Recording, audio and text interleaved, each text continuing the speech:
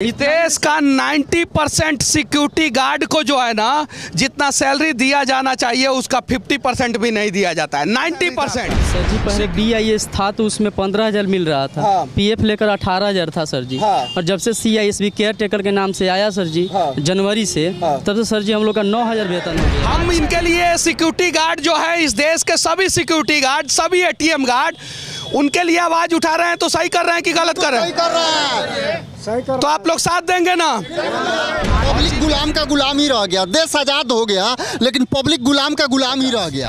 अग्निवीर योजना का पहला प्रमाण आप लोग देख सकते हैं, दूसरा प्रमाण अब तो देखने को मिलेगा। लेकिन अडानी भाई साहब के संपत्ति में वृद्धि हो रहा है, अंबानी भाई साहब के संपत्ति में वृद्धि हो रहा है, एक दूगो अंबानी है उसके भी संपत्ति में वृद्धि हो रहा है। तो आम आदमी के संपत्ति में वृद्धि क्यों नहीं हो रहा है? सरकारी नौकरी का वैकेंसी बंद हो गया, तबे ना मजबूरी में 6,000, 7,000, 8,000 रुपया में ये लोग काम करने लगे।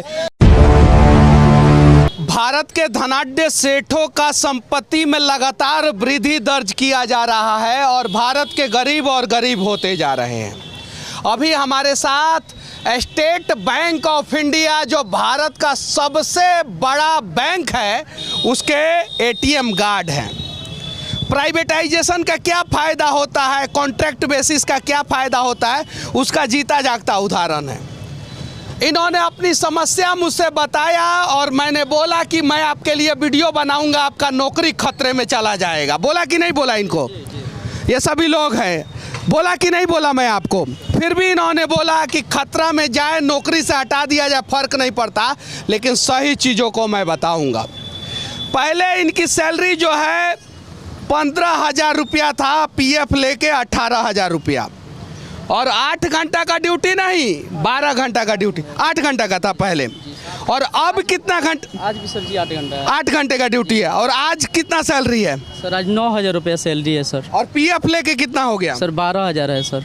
मतलब कि आज 9,000 रुपया सैलरी, PF लेके 12,000। और आज से कुछ दिन पहले कितना सैलरी था आपका? सर जी पहले BIS था तो उसमें 15,000 मिल रहा था। हाँ। PF लेकर 18,000 था सर जी। हाँ। और जब से CISB केयर टेकर के नाम से आया सर जी, हाँ। जनवरी से, हाँ। तब से सर जी हम लोग का 9,000 वेतन हो गया। अच्छे दिन आ रहे हैं, 15 लाख रुपया खाते में आ गए तो सैलरी तो कंसेशन होगा ना, वो तो कट होगा ना, शायद वही किया जा रहा होगा।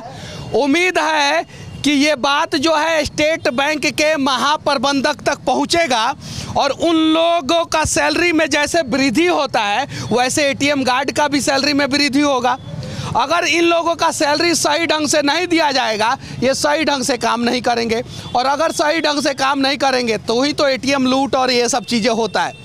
बिहार में ही ऐसा क्यों होता है? बिहार से बाहर ऐसा क्यों नहीं होता है? बिहार से बाहर जितने भी ATM गार्ड हैं उनकी सैलरी कम से कम 18,000 रुपया से ज़्यादा दी जाती है, जबकि इन लोगों की सैलरी कम से कम 30,000 रुपया होना चाहिए मिनिमम।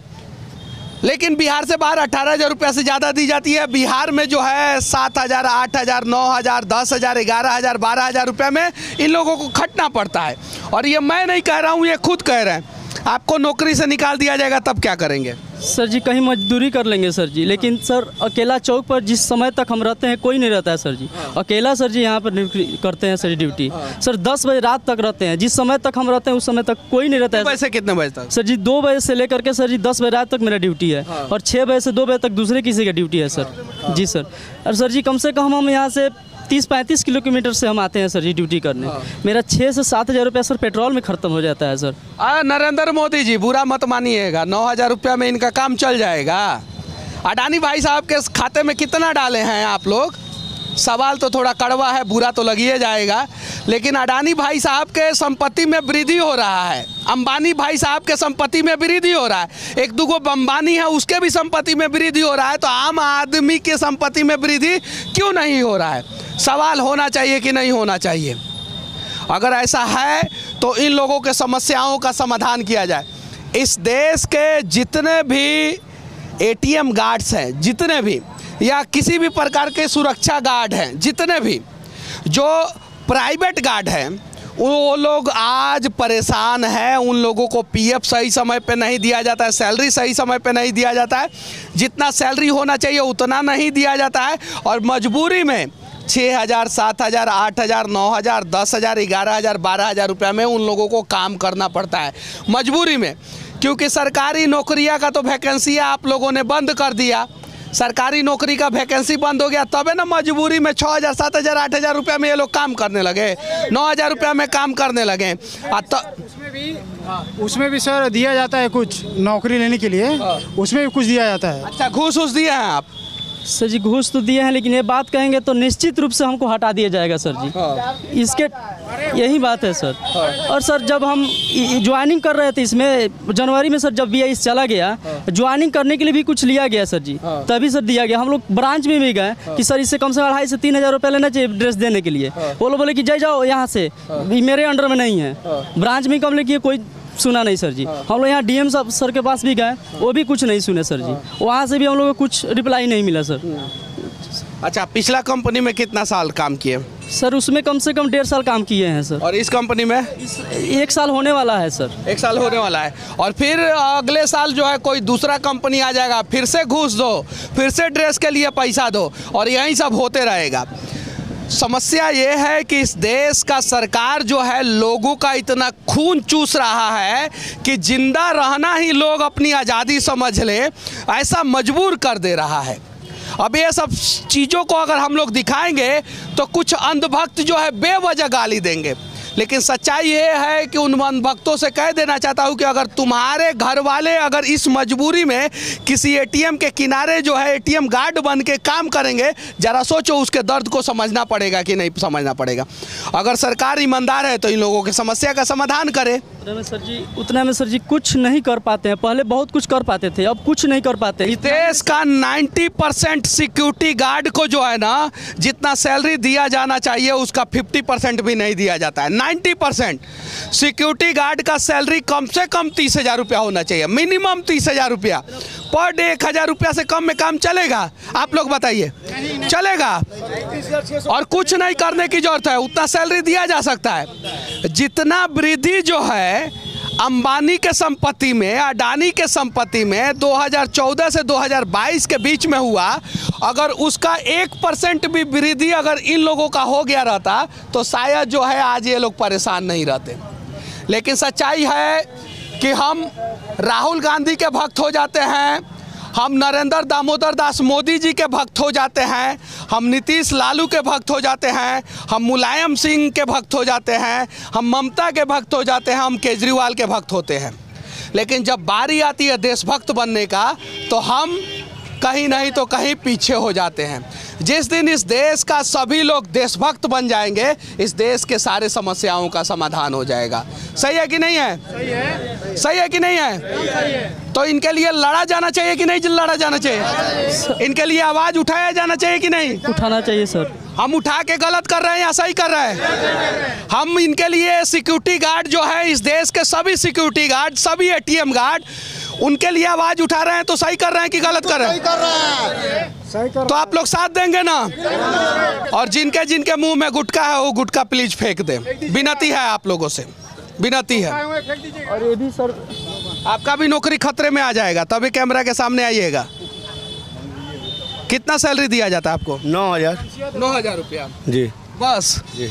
और PF आपको 1,600 रुपया कटता है। 1,600 रुपया PF लेके जो है 12,000 रुपया हो जाता है। जी 12,000 रुपया। कितने घंटे का ड्यूटी है? 8 घंटे की। 8 घंटे का। 3 गार्ड है इसमें? 2 गार्ड हैं। 2 गार्ड है। 2 से 10। 6 से 2 और 2 से 10। 10 बजे के बाद 10 बजे बंद हो जाती है। बंद हो जाता है जी। तो आप लोग ईमानदारी से काम करते हैं? जी, अपनी ईमानदारी से। पहले कितना सैलरी था आप लोग? पहले 15,600 था। BIS कंपनी थी, 6,600 देती थी।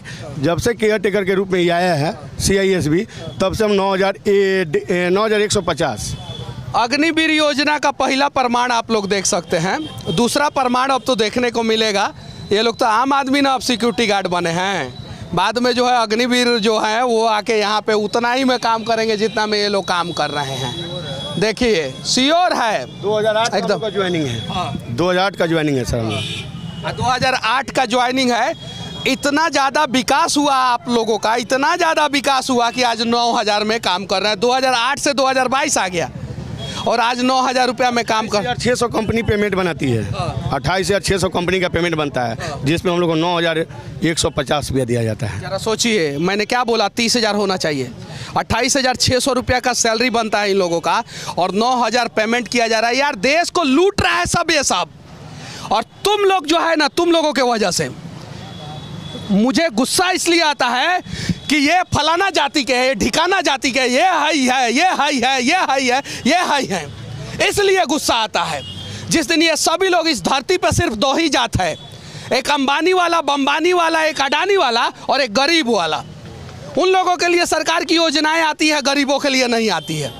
जरा सोचिए, आप लोगों के आंखों के सामने ये बोल रहे हैं कि 28,000 रुपया इन लोगों का सैलरी बनता है और 9,000 रुपया मिल रहा है।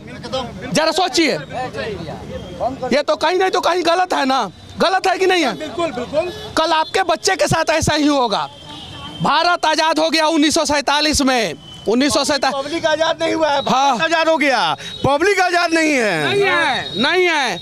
1947 के पहले देश गुलाम था, देश के लोग गुलाम थे। 1947 के बाद देश आजाद हो गया, देश के लोग आजाद नहीं हुए। सबसे अच्छा शासन अंग्रेज शासन ही था। ये गवर्नमेंट शासन अच्छा नहीं है, अंग्रेज शासन ही अच्छा था, जो पब्लिक गुलाम ही रह गया। पब्लिक गुलाम का गुलाम ही रह गया। देश आजाद हो गया लेकिन पब्लिक गुलाम का गुलाम ही रह गया। हमारे देश में आज़ादी बस नाम का हुआ है, रियलिटी में अभी पूरे भारतवर्ष। आप लोग इतने सारे लोग हैं, खड़े हैं, सुने हैं क्या बोले हैं ये? 28,600 रुपया इन लोगों की सैलरी बनती है और 9,000 रुपया दिया जाता है। कितना बनता है? 28,600 बनता है ना, और दिया कितना जा रहा है? 9,150। 9,150।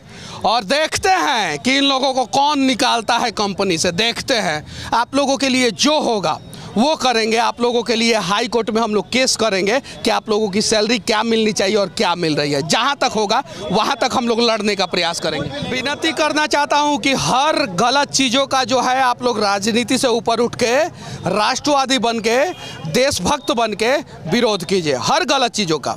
बस बाकी हमारा ये प्रयास कैसा लगा आप लोग कमेंट करके ज़रूर बताना, और हो सके तो जहां भी आप लोगों के आंखों के सामने गलत हो उसके खिलाफ आवाज़ जरूर उठाना। और किसी पार्टी का भक्त बनने की जरूरत नहीं है, बनना है तो देशभक्त बने।